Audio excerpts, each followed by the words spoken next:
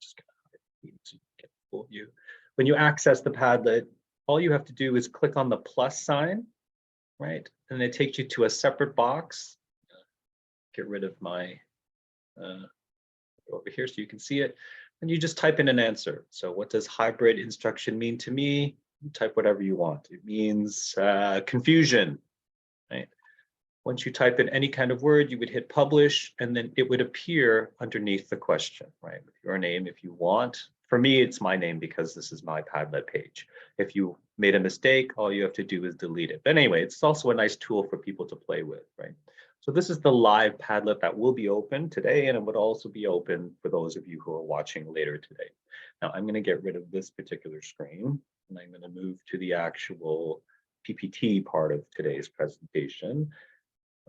Hopefully you can see that. If you can't see it, please let me know. Okay.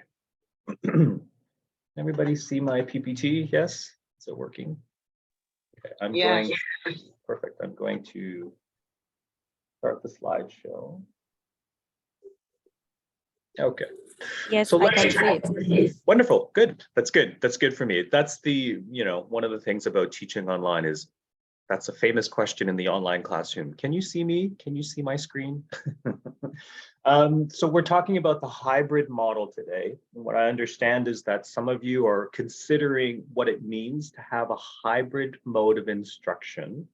I'm going to explain the different definitions. I'm going to explain the definition that we use at my particular institution. So there's some general information about myself, but I'm going to give you a detailed introduction to who I am. So I started my teaching career in 1996. I was telling Sharon today that I graduated from Teachers College at that time with a high school teaching education, Bachelor of Education. So unfortunately, at that time, there were no jobs for English teachers. I was an English teacher. So I decided to take my chances and start teaching abroad. So I left and I went to South Korea for about a year at that time in 96. When I came back 97, I decided that I wanted to know more about curriculum. So I went to graduate school at University of Toronto. So you can see there I did my master's, and then in 2005 I graduated, fully exploring the ideas of curriculum, teaching, and learning, and then also writing about the ideas of Canadian. What does it mean to be Canadian? At the time, we were using words like multiculturalism. So I explored those concepts. Jump ahead a couple of years. So I did go into teaching in 2006. Again, I returned to South Korea to teach at the graduate level. But my first online education experience, I was thinking about this yesterday, was in 2008. This was way before pandemic, way before we had the understandings of teaching online.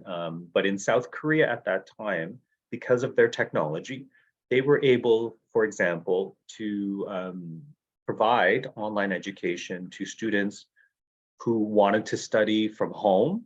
The internet was quite strong in South Korea. At that time, I know that we had devices, South Korean population had devices where students could study on the subway, if you can believe it. So they had access to education in many different modes. Now, this is 2008.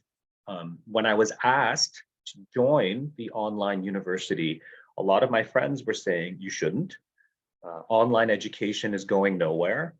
You should stay in the traditional classroom. But I had an instinctual reaction, and I thought, I'm going to learn about online education because I just feel things are different, right? In Canada, at that time, around 2008, when we were talking about distance education meant sending people documents in the mail.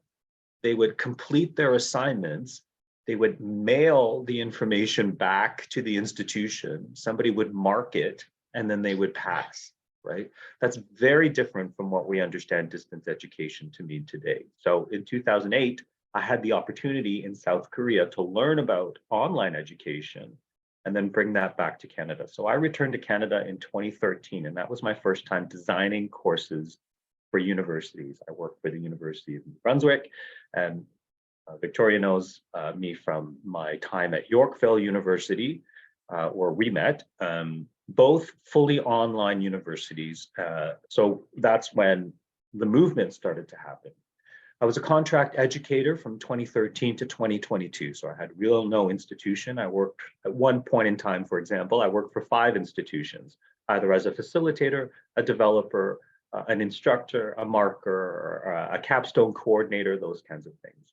In 2021-22, when just the pandemic was reaching its peak and moving through society, I joined a television station here in Canada, TVO, and they have a great digital team, and they were putting together courses for the government, high school online education courses, working with the government Ministry of Education. So that was a great project for me to work on, because then I learned a lot about the tools that were going into the high school courses, and then also to return to my roots of being a high school teacher. All these ideas that I had for what I wanted to bring to the classroom, I can now actualize using online content. And now Seneca College. So in 2019, one of my contract education positions was a professor at Seneca College. And then in 2022, the position for an academic program manager became available. The chair asked me if I would like to be that person. And I think it's because of my work with educators like yourself, or people involved in education, and my strong background in diversity and also in curriculum teaching and learning. So that brings me here today. In this particular slide, you can also access my LinkedIn page. Hopefully, if you want to join and contact me, that's one way to do it on LinkedIn. So today I'm going to talk about these 6 topics. What is hybrid delivery? What are the scope and approaches? What are the different delivery methods, tools? What are ways to evaluate? And what are the benefits? So the first Padlet question, for those of you at home, you can access it on your phone. If you have a QR code reader, you'll see there under Padlet 1, there's a QR code. You can also access it via the link, or you can access it here today via the chat. I'll give it about 30 seconds. I won't spend too much time on it. Again, the password is Noble. But the first question I want you to think about is, what does hybrid instruction mean to you? Right? And then in a few words or a short phrase, describe what hybrid delivery means to you. I'm giving it about 30 seconds. You don't have to post today as well. You can just think about this question. What have you heard hybrid to mean? What have you read? What have people told you hybrid means? A couple more seconds for today's session. Okay. Those at home, you can stop the recording and then take some time to post your answer and then come back to the recording. But let's talk about what hybrid delivery mode is. Now, on the right-hand side, you'll see here what hybrid delivery means at Seneca College. At Seneca College, we have 4 different delivery modes that we provide students. The one that's most familiar is in-person classes, which have started again now that we've moved a little bit out of this pandemic, hopefully out of this pandemic. So we have the in-person delivery mode. We have the OA mode. We call it OA. You are familiar with this if you are an employee at Neo-Noble, as I've spoken to Victoria. But OA stands for online asynchronous. So all of the content lives online. Students access the content whenever they can, do the assignments, etc. There's no live, in-person, or live synchronous interaction between the professor and students. Everything is online. So those are the 2 that are most familiar, in-person and online asynchronous. We have a 3rd delivery mode, which we call OB, and that is what we understand as hybrid delivery mode. So the definition for the hybrid delivery mode at Seneca College on the right is some parts of the program or course are online and other parts are in person. Students will need to come to campus for part of their program or course. So that is what at Seneca College we define hybrid to mean. Now, our 4th delivery mode, which I won't get into, is what we call high flex. And really quickly, high flex means online asynchronous, and in person, all happening at the same time. So at your institution, you might have a different definition of what hybrid is, but at Seneca College, that's what we mean it as. On the left-hand side, there's a quote that I always refer to in my education and my teaching and presentations and my research. It's from Patrick Slattery, and it's 1995, writing about curriculum development. And what he says here is educators must re-envision and vision their relationships with students and with each other, and begin to find ways to affirm and validate every voice in the school community. So in 1995, these concepts of thinking about students, thinking about ways to reach them, communicating with students, building community, these are things that have been talked about for long periods of time. But when we now talk about delivery modes, these are ideas that are still need to be considered, right? When you have a hybrid delivery mode, who are you reaching? Right? Those are the things that concepts, etc., that we'll talk about later today. At the very bottom of the right-hand side, it says hybrid DM, delivery mode, is a fluid concept. So I've introduced to you my understanding of the hybrid delivery mode at Seneca College. Your institution might have a different understanding. For example, some folks think hybrid means live students in front of me, live students in line, online, while I talk for 3 hours or however long the class is, right? So the most important thing when you're talking about hybrid delivery mode is to make sure your organization, your institution, your professors, your administration, all have the same idea of what hybrid delivery modes. We can't have too many definitions going on in the same school, or else the students are going to end up being confused, right? So we tried to make sure that my team, the professor's team, and the students understand what hybrid means at Seneca College. Now, sorry, I forgot to introduce. So I'm the academic program manager, which means I'm in charge of contract or part-time faculty. And for me, there's about 100 professors that I have to make sure are engaging in this kind of understanding or their kind of work as well. So 100 people, if they have 100 definitions of hybrid, the students are going to end up confused, because one student will say, well, my professor does hybrid this way, my professor does hybrid another way. At Seneca, we have this understanding, and I'll explain it more on the next slide. So a hybrid scenario at Seneca: if you have a 3-hour class, 1 hour is asynchronous during the scheduled time. The scheduled class time is 1 to 4 p.m.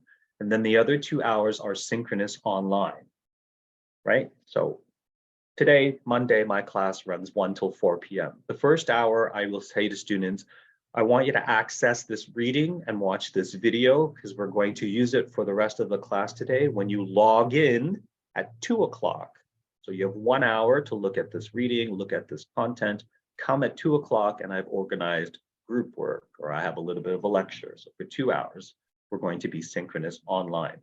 And then maybe the next week, the 3 hours that we're together between 1 to 4 p.m., you have to come to campus, and I've put together a full 3-hour experience, whether that's a bit of lectures and group work, but we're all going to be in the live environment. So that's one hybrid scenario that would happen at Seneca College. Again, it's up to your organization to decide what works for you. Maybe it's just going to be an online hybrid experience. So for 3 hours, 1 hour is asynchronous, you present materials to the students, you have videos to present to the students, and then everybody joins asynchronously online for the 2 hours, and then that's the whole course setup for the rest of the term. But here at Seneca, we have set up a little bit of in-person, right? Hybrid is complicated depending on the institution. But again, make sure that the definitions are clear. So how do you design, or how do you approach, or what is the scope of a hybrid classroom? All of these links that are underneath the headings right here, they link out to the articles, and I've also provided the resource page at the end. But when you're designing or thinking about a hybrid class, you always have to start with the learning objectives. What's the purpose of this course? What are the skills for this particular lesson that I have going on, right? What do I want to make sure the students know by the end of this lesson or by the end of this course? So you start with the objectives. Don't start with the design. Don't start with, oh, I want to try Padlet in my class, and then I want to do essays in my class. always start with the skills. Once you have the list of skills you want students to achieve by the end of the course or by the end of the lesson, then you start thinking about what are the effective ways to get students to those skills. So here on the right-hand side, does this particular skill, would it be better if we did it in person, or would it be better if we did it online? Let's give you a random example. If you're talking about reading skills can happen online, right? You can ask students to read something and then concept check with a quiz online. But maybe you want to test their oral communication skills. So that for me, their presentation skills. That for me says I could do it two ways. I could do it online and in person. But I, for my classes, prefer to have students live in front of me presenting or practicing their oral communication skills, because I find that during the pandemic and post-pandemic, too many people are operating online, and some of the young folks are losing their in-person skills. How do they present themselves in person and those kinds of things, right? Because eventually, if some of them might enter the workforce that requires them to be in person. The other thing to consider when you're designing or thinking about what the hybrid classroom can look like, real time versus flexibility. What days of the week are realistic ways of engaging students synchronously, right? How many of my students have jobs? How many of my students can come in the morning if they have a class, right? Versus flexibility. So if you have taught for a while and you realize that many of your students have jobs and they work in the morning, well, then you have to flip the flexibility. Maybe I'll do a little bit more asynchronously and then have my weekends open where I can meet them one-to-one, and then maybe make the classroom live part of it not as long, 1 hour, right? Again, it's up to your institution. It's up to the institution rules. I told you about the Seneca rules. For us, at least 2 hours have to be synchronous in a hybrid classroom. 75% of the class has to be live. 25% or 1 hour can be online or asynchronous. It depends on the institution. The final thing to consider is instructor versus the learning resources. I mean, how many skills that you are providing or getting students to think about and learn actually need you to teach them, right? Versus can you put together a strong lecture with some videos, maybe some readings for them to do, some concept check questions versus the online resources. So those are the kinds of things that you will have to consider when building your class.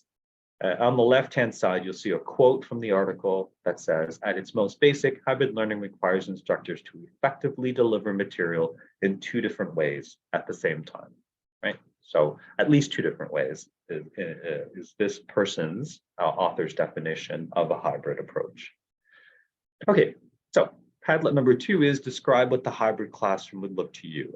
Again, I'll start a timer for 30 seconds. Describe the hybrid classroom. Even if you're here today, just think about it.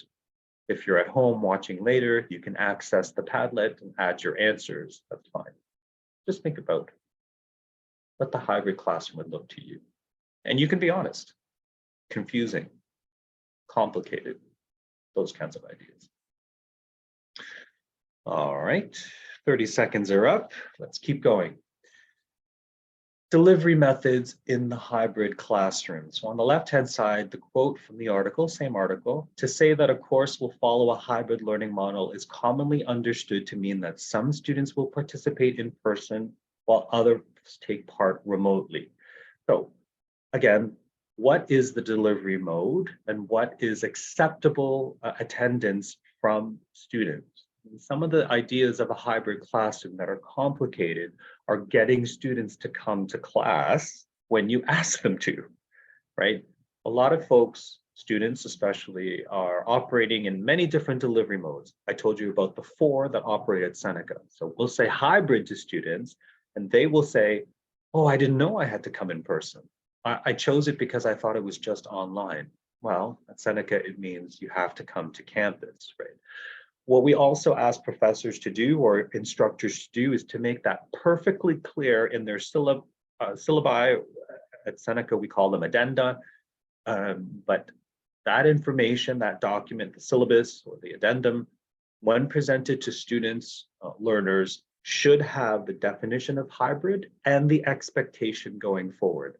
I would like you here this week, 1 hour online asynchronous work. I'll give you 2 hours synchronous live online lecture.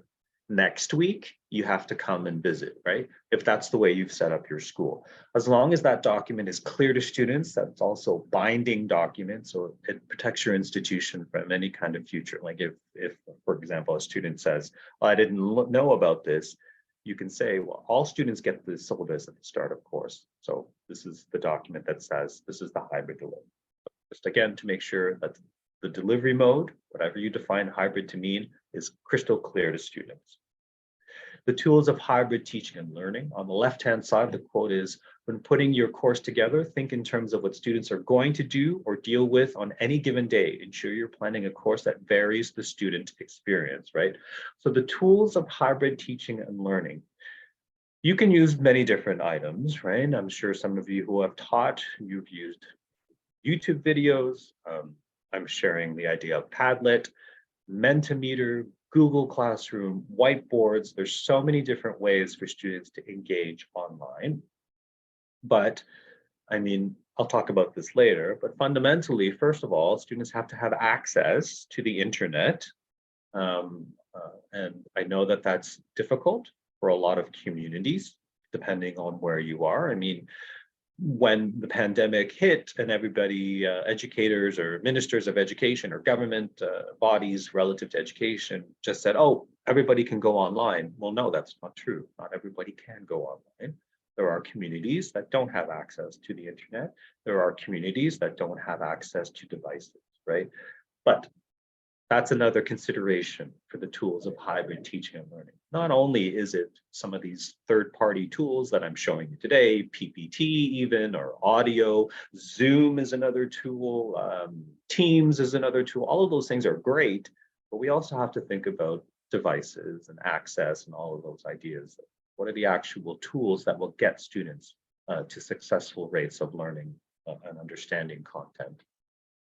Okay, Padlet number 3, I'll give it 30 seconds again. What types of assessment occur in a hybrid classroom? This is a tough question usually, because how do I mark certain things? Certain things can I test or assign to students in a hybrid environment? You know, what works better in person? What works just as good online? If, you know, I don't have, like, do I have to give an in-person quiz when I can just open an online quiz that has a timer set to 30 minutes? You know, do I have to have students in person to do a reading assignment where they're just reading an article for 45 minutes? Is that wasted time? You know, okay, let's stop the timer. Some of the things to consider when evaluating. Now, this particular article that I shared with you, on the left-hand side, you'll see a quote. The question of how to authentically and fairly assess distance learners is one that educators, administrators, and school districts have been struggling with since the spring. So this is something that this particular person talks about in terms of the school year, right? We've just moved into the idea of assessing people in distance education environments and hybrid learning in high school and those kinds of things. And these are things that need to always be evaluated. I think after every term, they should be evaluated, right? I think groups of educators should get together and think, this is what worked for me, this is not what worked for me. Always, that's the thing about the hybrid experience. Not everything is going to work until you try it and learn from it, right? Because you're operating in online mode and in-person mode. And for those traditional teachers who have taught in person, they know what works. And online, I don't know if Padlet's going to work. It might work with this group of kids. I'll try it again next term and it won't work with that group of kids. You should always be reassessing. In terms of actual examples of evaluation, the article talks about one-on-one or small group conferencing, and I encourage this as well. Anytime that you can speak to students individually in a hybrid environment makes you more aware if they are getting accustomed to the hybrid experience, and or you'll get to learn, you know, what parts of the classroom, for example, don't work live and do work live for them. And then you can provide accommodations or other kinds of supports for them. Many instructors or professors do this already. At the post-secondary level, it's a little different. In elementary and high schools, teachers have more contact with students, right? They have contact with their parents. At the post-secondary level or corporate training or corporate education, it's really you and the learner. So I highly encourage folks to reach out to their students, their learners, and try to make themselves available. Higher order thinking in terms of assessments or evaluation. What are you assigning students? You know, we live in a time now where we have academic integrity issues, artificial intelligence. I'm sure maybe some of you have heard of things like ChatGPT or Microsoft having their own kind of ChatGPT. Google has their own. This is kind of basically cheatware. You know, it's software that can generate summaries, essays, etc. So in terms of higher order thinking, what are you asking students to do? I think, my personal opinion, if you're going to ask students to write, you know, read this article, summarize the key points, they're going to use ChatGPT. Some of them are going to use ChatGPT, right? What you could say is, read this article, use ChatGPT to summarize it, and then we're going to deconstruct what ChatGPT put together, and then what you understood the article. So look at the ChatGPT answers, right? So try to reshape or rethink the assessment. The other standard way of higher order thinking is, rather than do an essay, why not do a portfolio assignment? Why not do a presentation assignment? Why not do group work? So restructuring typical ways. The next point about digital quizzes also feeds into the idea of higher order thinking. I have no problem with online tests. I have no problem with multiple choice tests, but I don't think that they should form the majority of any course. So if you are offering 80% of marks, students are constantly doing quizzes every week, and then the final exam is 20% multiple choice exam, all we're doing is testing short-term skills, short-term memory skills of students. They're not connecting the theories or knowledge or content that they've learned with real-world experiences. So in terms of higher order thinking, rethink the kinds of assessments you're doing. Is this going to work better in an online environment? Is this going to work better in an in-person environment? And then try to avoid doing too many concept checking or multiple choice tests and those things. Digital writing discussions, these are ways for folks to engage online, kind of like Padlet, right? Padlet here that I'm sharing with you is a digital writing discussion. I've offered you 3 questions. I'm presenting them in my lecture, right? If you are doing a hybrid class, of course, you would record your lecture and then you would refer to a digital platform. In the article, the person talks about Google, a Google document. Here, you know, you can understand it from the point of view of Padlet. All right, next. Let's talk about benefits. On the left-hand side, you'll see that the author says the suitability of hybrid teaching for a course depends on many factors, such as the resources available, contents of the course, as well as the needs of the teacher and students participating in the course. So these are points that I've discussed earlier, right? What are the needs? What are the factors that affect integration or connection to the hybrid classroom? So benefits on the right-hand side, it's choice. Some students have flexibility. If you organized it so they only come every other week in person, then they can tell their manager, I can work these days, right? But every other week I have to go to campus, but I can work these other days. It's flexibility as well. Students don't have to come every week, so they can just study online. Maybe you've set up the course so it's asynchronous for 1 week and synchronous the next week. So for 1 week, students can study from home. There's a bit of flexibility there. Commuting costs, that's a big one, right? I know that students traveling costs, getting to campus, making it to campus, and then getting to campus, and the professor says, or the instructor says, okay, we're just reading today. Is that a good use of somebody's time, right? So you've spent this money to get to the classroom, and all you're doing is reading, right? Now, you could say this week, you're going to do readings from home. You don't have to commute, parking, public transportation costs in your pocket. Next week, we're doing group activities. I do want you to come. I have a group activity that I think benefits from the live experience. active learning skills. The great thing about hybrid learning, as I'm sure many of you are familiar with, because things are recorded, because you can access it asynchronously. For example, this Padlet that I'm sharing with you today, you can access it after the lecture. Some of you are here live, some of you who are watching this later. There's the idea that you can repeat the content whenever you feel like it. I'll go back to in university, in university or in college, when you're going to your classes, sometimes you're tired, or maybe you're not in the mood to listen to a lecture from a professor. Maybe the professor is, to be honest, boring, and all they're doing is talking live for 3 hours. Unless you've recorded it on a small device, right? You really can't repeat the content. You really can't repeat the experience. Nowadays, in the online environment, I'm sure you have this too, because you have asynchronous understanding. Recording lectures or experiences is beneficial to some.